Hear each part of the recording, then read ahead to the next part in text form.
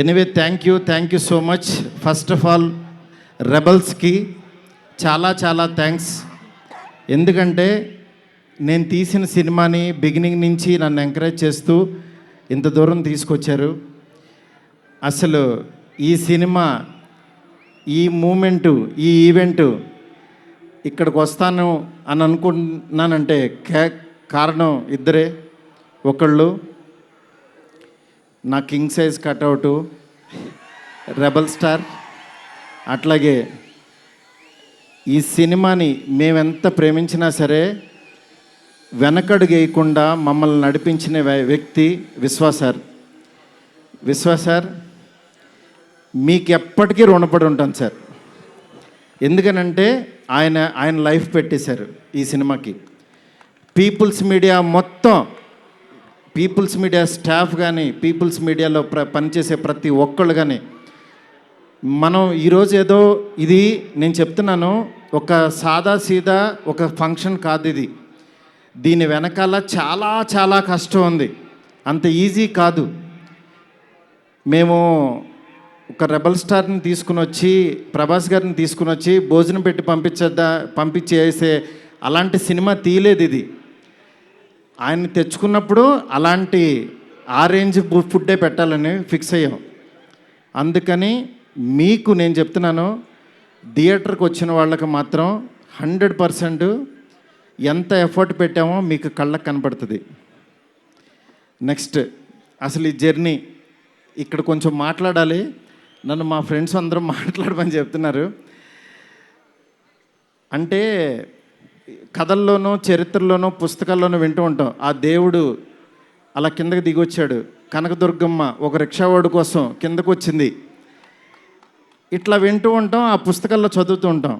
నా రియల్ లైఫ్లో ఆదిపురుష జరుగుతున్నప్పుడు బాంబే నుంచి కాల్ వచ్చింది. ఆయన రాముడు గెటప్లో ఉన్నప్పుడు ఈ మారుతి వెళ్ళాడు ఆయన దగ్గరికి. వెళ్ళిన తర్వాత అలా మా పరిచయం స్టార్ట్ అయింది. ఆయన ఆ రోజు బాగా నవ్వించానని అనుకున్నాను. కానీ ఆయన అంటే ఆయనకు అసలు అవసరం లేదు. ఎందుకంటే బాహుబలి హీరో. కాశ్మీర్ వెళ్ళినా, ఆఫ్రికా వెళ్ళినా, ఇంకెక్కడికో మసైబారా అని ఏదో మారుమూల గ్రామం సౌత్ ఆఫ్రికాలో ఎక్కడో వెళ్ళాం. వెళ్తే నేను ఫిలిం డైరెక్టర్ని అన్నా. అవునా అన్నాడు, పైనుంచి కింద చూశాడు. నా హీరో ఎవరో తెలుసా అన్నా. అంటే ఎవరని అన్నాడు. ప్రభాస్ అన్న. ఓ బాహుబలి హీరోనా అన్నాడు. అంటే మసైబారాలో ఒక వేరే జాతి వాళ్ళకు కూడా తెలిసిపోయారు ఆయన. నిజంగా రాజమౌళి గారికి ప్రతి డైరెక్టరు చాలా చాలా చాలా రుణపడి ఉన్నాం. ఎందుకనంటే ఇవాళ ప్యాన్ ఇండియా అని అందరూ కాల్ రేస్కి తిరుగుతున్నాం. కానీ ఒక వ్యక్తి లైఫ్ పెట్టేసి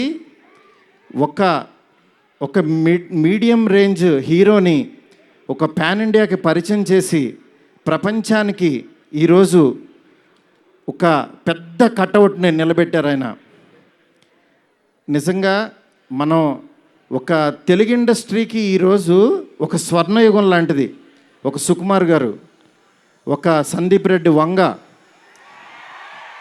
ఒక ప్రభాస్ గారు, అల్లు అర్జును, ఇట్లా అసలు ఎంతమంది, ఎన్టీఆర్ గారు, ఇట్లా రామ్ చరణ్, ఇట్లా ఎంతమంది స్టార్స్ తయారవుతున్నారు. నాలాంటి ఒక మిడ్ రేంజ్ సినిమాలు ఒక 11 సినిమాలు చేశాను.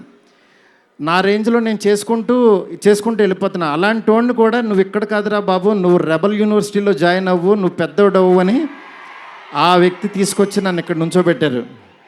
ఈరోజు నిలబడి మాట్లాడుతున్నా. నేను రాశాను, నేను తీశాను, కానీ నా వెనకాల ఉన్న శక్తి మామూలు శక్తి కాదు. అది ఆయన యాక్టింగ్ చేసి వెళ్ళిపోవటం కాదు, ఆయన లైఫ్ పెట్టేశారు. అది నన్ను అంటే ఆయన సినిమా పట్ల ఉన్న భక్తి, సినిమా పట్ల ఉన్న ప్యాషను, సినిమా ఆయన ఏకమైపోయిన తీరుకి అది మాటల్లో చెప్తే చాలా తక్కువైపోద్ది. నేను ఏదో కావాలని ఇట్లా పొగుడుతున్నట్టే ఇదని కాదు. ఆయన వేరే. ఆయన సినిమాతో ఏకమైపోయారు. మీ అందరు మనసుల్లో ఉన్నారు. ఆయన ఆ ప్రతిరూపం ఇవాళ ఎదురుగుండా మన ఎదురుగుండా కూర్చుంది అంతే. ఇలాంటి దీంట్లో ఈ రాజాసాబు 3 years తర్వాత చాలా కష్టపడి ఇక్కడ దాకా తీసుకొచ్చాం. మాకు పండక్కి మీ అందరికీ మిమ్మల్ని ఎంటర్టైన్ చేయాలని ఒకటే ఆకాంక్షతోటి వేరే వేరే సినిమాలు చాలా ఉన్నా సరే అన్నిటి మధ్యలోకి ఇంత పెద్ద బడ్జెట్ సినిమాని చాలా ధైర్యంగా విశ్వప్రసాద్ గారు తీసుకొచ్చారు మీ ముందుకి. డెఫినెట్గా ఇది ఆల్ లాంగ్వేజెస్ మామూలుగా ఉండదు సినిమా, ఎందుకంటే ఈ జోనర్లో అంత పొటెన్షియాలిటీ ఉంది. నెక్స్ట్ ఈ జోనర్ నెక్స్ట్ లెవెల్కి తీయగలిగాం.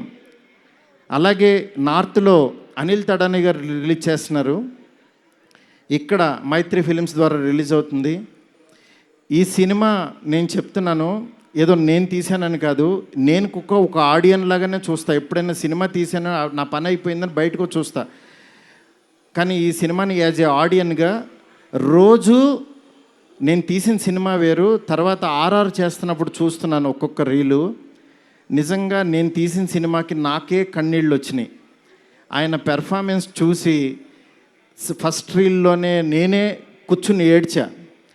ఆయనకి మనోడు అలెక్సా లైట్స్ ఆఫ్ అని అంటాడు, అన్న తర్వాత నేను ఏడుస్తున్న సంగతి ఎవరికి తెలీదు.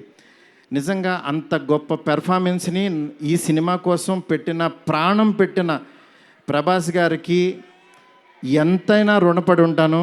డార్లింగ్, మాటల్లో చెప్పలేను డార్లింగ్, నాకు ఏడుపు వస్తుంది డార్లింగ్ మిమ్మల్ని చూస్తే.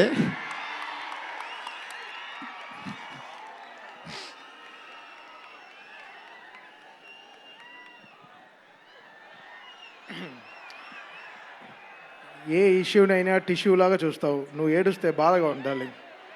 ఎస్కేన్, వీ నీడ్ యువర్ పవర్. ఇంకా ఇప్పడానికి ఏం లేదు, షర్ట్ ఇప్పటి యూ డిడ్ సంథింగ్ డార్లింగ్. నేను మీకు తెలీదు, ఎవరన్నా చనిపోయినా ఏడవను. ఎందుకంటే వెళ్ళి కాసేపు చూసుకుని చావు కామన్ కదా అనుకుని వచ్చేస్తూ ఉంటా జనరల్గా.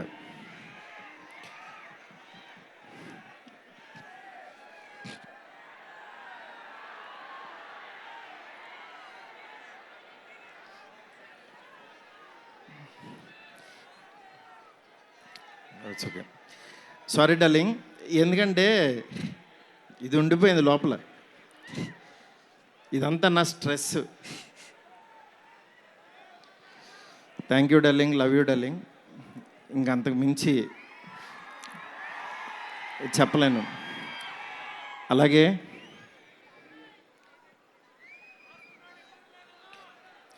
ఈ సినిమాకి మాలవిక, నిధి, రిధి ఒక్కళ్ళు కాదు, ప్రభాస్, సీనన్న, నెక్స్ట్ అట్లా ప్రతి ఒక్కళ్ళు చాలా ఎంత ఎఫర్ట్ పెట్టారు.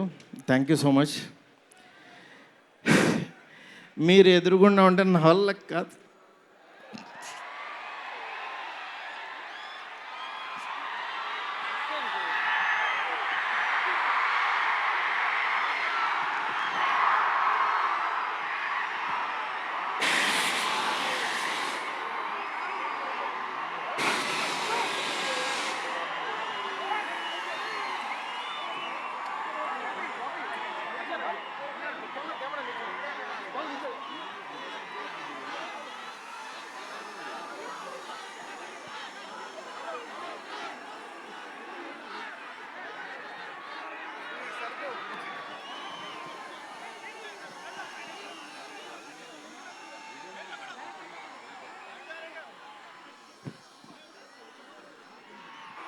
I know it's a very, very emotional moment.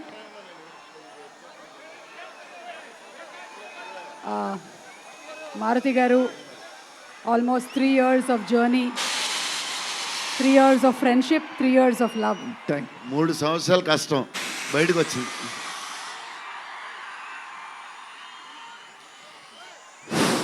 అయిపోయింది, నా పని అయిపోయింది, నా డ్యూటీ అయిపోయింది. నేను చెప్తున్నాను, సినిమా చూడండి అంతే. సినిమా చూడండి. సినిమాలో మిమ్మల్ని ఎక్కడన్నా 1% డిస్సాటిస్ఫాక్షన్ చేసినా నా ఇంటి అడ్రస్ పెడతా రండి.